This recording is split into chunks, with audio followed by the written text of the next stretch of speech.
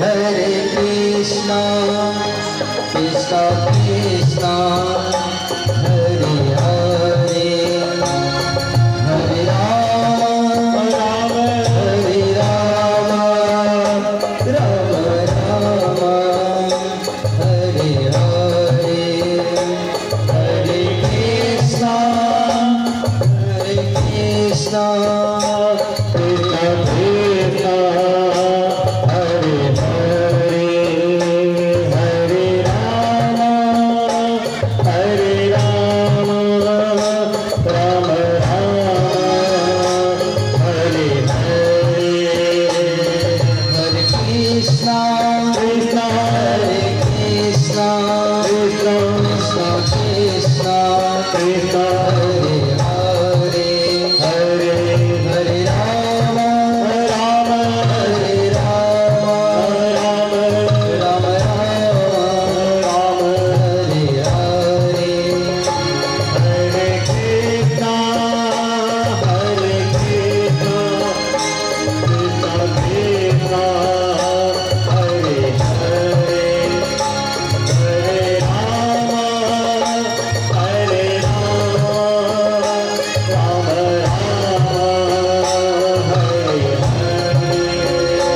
Hare Krishna, Hare Krishna, Krishna Krishna, Hare Hare, Hare Rama, Hare Rama, Rama Rama, Hare Hare, Hare Krishna, Hare Krishna, Krishna Krishna, Hare Hare, Hare Rama, Hare Rama, Rama Rama, Hare Hare, Hare Krishna, Hare Krishna, Krishna Krishna, Hare Hare, Hare Rama, Hare Rama, Rama Rama, Hare Hare।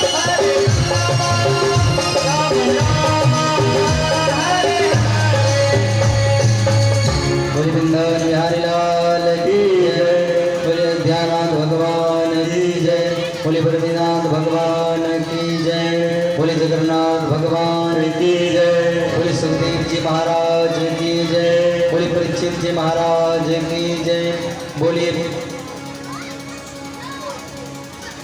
नगर बस्ती की जय, बोले नगर समाज की जय, बोले श्री संतन की जय, बोले श्री भक्तन की जय, जय दुहा धाम की जय, हर हर महादेव।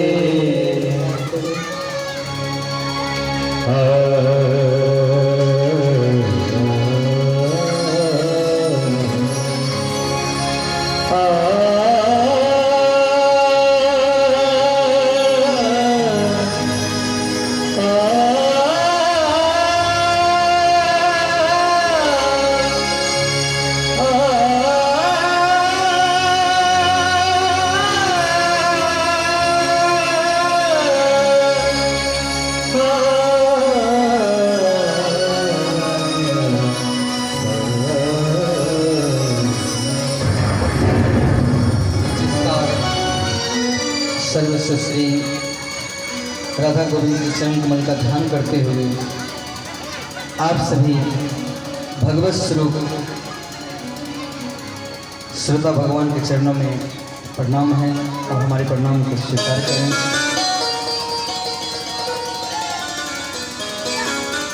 कल हम लोग एक मंदिर का दर्शन कर रहे थे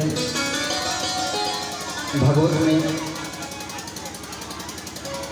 तो हम लोग आरती करने के तरीका, चरणामृत लेने के तरीका और प्रसाद लेने के तरीका हम लोग कल सुन रहे थे। तो प्रसाद क्या है? प्रसाद किसे कहते हैं? बहुत व्यक्ति बोलते हैं कि हम प्रसाद चढ़ाने के लिए जाते हैं।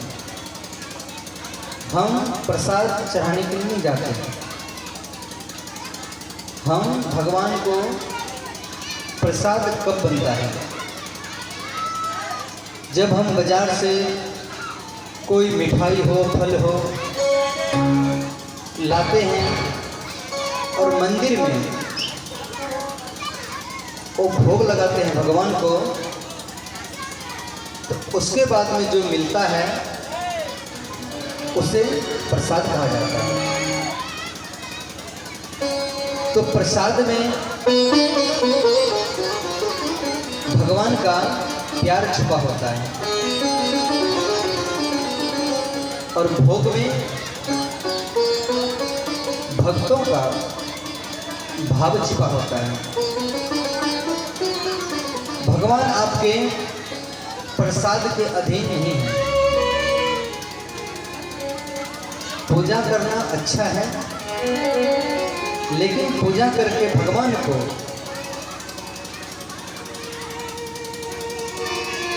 गुलाम बनाना अच्छा नहीं है। हम सोचते हैं भगवान को प्रसाद चढ़ा दिए तो भगवान मेरा सब काम करेंगे। तो आपके भाव को भगवान देखते हैं कि आपके अंदर में कितना श्रद्धा, कितना विश्वास, कितना भाव है। और हम लोग भगवान को जो चढ़ाते हैं उसको भोग कहा जाता है और भगवान से जो हमको मिलता है उसे प्रसाद कहा जाता है। तो कहा जाता है भावना में भावना हो तो, भावना में भावना हो तो, कहते हैं अगर आपके अंदर में आपके भावनाओं में भाव नहीं है तो भावना बेकार है। भावना में भाव हो तो भव से बेड़ा पार है। अगर आपके भावनाओं में भाव है तो भव से बेड़ा पार है। आपके भावनाओं को भगवान देखते हैं कि आपके अंदर में कितना भाव है, कितना श्रद्धा है, कितना विश्वास है।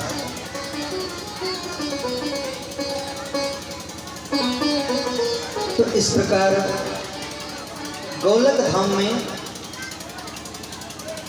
गोलक धाम सबसे ऊपर है। भुवलोक, जनलोक, महलोक, तपलोक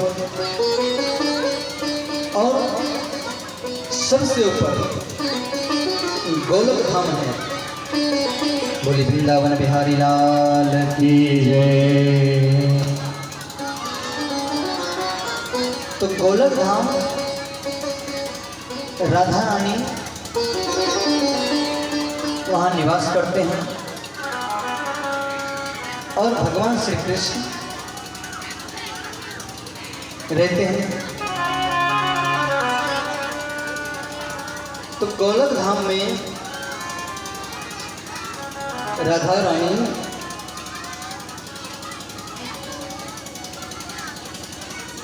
भगवान श्री कृष्ण के साथ में रहते हैं और गोलक धाम में एक सुत पक्षी है जो राधा रानी का पालतू सुगा है। और पक्षियों में सुत पक्षी को ब्राह्मण कहा जाता है। पक्षियों में 7 जाति होती हैं, वैश्य, शूद्र, ब्राह्मण। तो इस सुत पक्षी को ब्राह्मण कहा जाता है।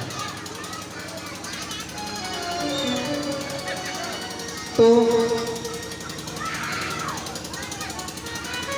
इससे सुखदेव जी का प्रागट्य हुआ है इस सुत पक्षी से। और इस सुत पक्षी को राधा रानी भागवत के 18,000 श्लोक रटा रहे हैं और 18,000 राधा रानी सुत पक्षी को रटा करके कहा कि आप जाओ पृथ्वी लोक पर इस भागवत धर्म का प्रचार करना और इससे मानव जाति का कल्याण होगा, नरलोक में नरलोक का कल्याण होगा।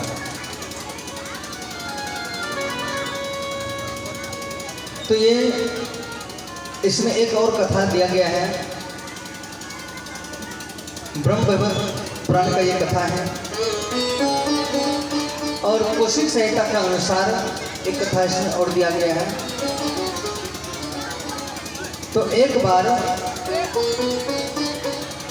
कैलाश लोक में नारद जी पहुंचे। तो नारद जी मां सती को प्रश्न किए कि मैया आज भगवान को नहीं देख रहे, तो कहा हमको बता के नहीं गए हैं।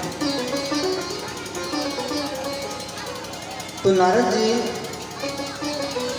मां सती को बोले मैया आपको भगवान शिव कितना प्रेम करते हैं? तो कहा बहुत प्रेम करते हैं।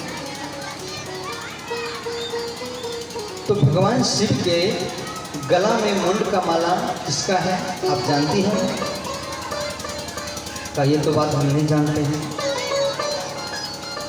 और नारद जी बोले कभी आपको बताए भगवान शिव?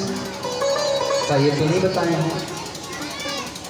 तो कहा आपको कैसे प्रेम करते हैं फिर?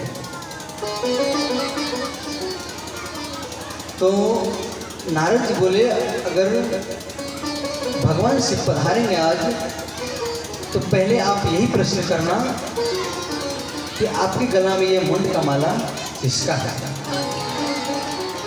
और ये बात बोल करके नारद जी वहां से चले गए। तो कुछ देर में कैलाश लोक में भगवान शिव आए और मां पार्वती बात नहीं कर रही है। भगवान शिव पूछ रहे हैं लेकिन मां पार्वती कुछ नहीं बोल रही है।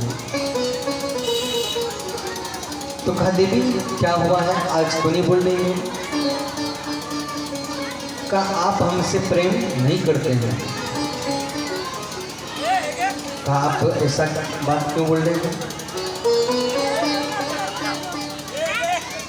तो भगवान शिव बोले यहाँ पे कोई आए थे क्या?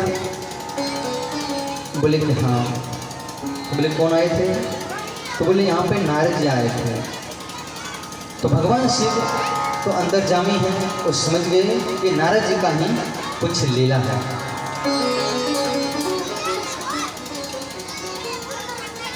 तो भगवान शिव बोले बताओ क्या बात है? तो मां पार्वती बोली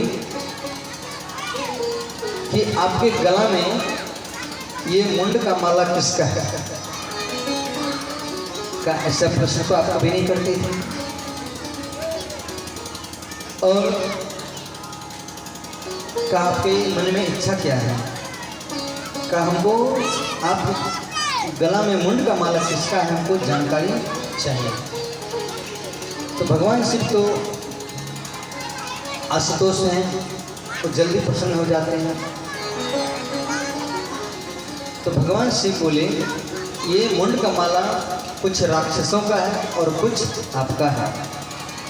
कहा मेरा मुंड का माला? कहा आपके मरने के बाद आपको वियोग के कारण आपका मुंड का माला हम धारण करते हैं। तो कहा प्रभु मेरा मृत्यु होता है और आपका मृत्यु नहीं होता है। कहा हम भागवत कथा सुन रखे हैं इसीलिए हमारा मृत्यु नहीं होता है। हमारे पास अमर कथा है। अमर कथा का अर्थ है जो अमर का अर्थ होता है जो मरे नहीं, उसे अमर कहा जाता है। तो कहा माँ बोली ये अमर कथा हमें भी सुनना है। तो भगवान शिव बोले, ये कथा हम आपको कैलाश लोक में नहीं सुना सकते हैं। क्यों? ये कथा कैलाश लोक में नहीं है। तो भगवान शिव बोले, आपको पृथ्वी लोक पे जाना पड़ेगा और वहीं पे आपको हम भागवत कथा सुना सकते हैं। तो भगवान शिव मां पार्वती को लेकर के पृथ्वी लोक पे ये अमरनाथ गुफा में आए। ये अमरनाथ गुफा जम्मू कश्मीर में है और जो नहीं देखे हैं वो जाकर के दर्शन कर सकते हैं। तो यही गुफा में मां पार्वती को भगवान शिव भागवत कथा सुनाए थे। तो मां पार्वती को अमरनाथ गुफा में लाए और जंगल के सभी पशु पक्षियों को वहां से उड़ाया। और ये जो सुगा था, ये सुगा एक सूत पक्षी के गर्भ में अंडा के रूप में था। तो सभी सूत पक्षी तो उड़ गए, लेकिन अंडा तो नहीं उड़ सकता है। तो ये अंडा के रूप में था और भगवान शिव मां पार्वती को कथा सुनाने के लिए जा रहे हैं। तो कथा जो होती है दो व्यक्तियों में ही होती है, एक सुनने वाला हो और एक बोलने वाला हो, श्रोता और वक्ता। तो श्रोता के अंदर में श्रद्धा होना चाहिए और वक्ता के अंदर में विश्वास होना चाहिए, तभी जाके आप कथा को समझ सकते हैं। और श्रोता के अंदर में श्रद्धा ना हो तो कितना भी ब्रह्म ज्ञान भगवान भी आकर के समझाए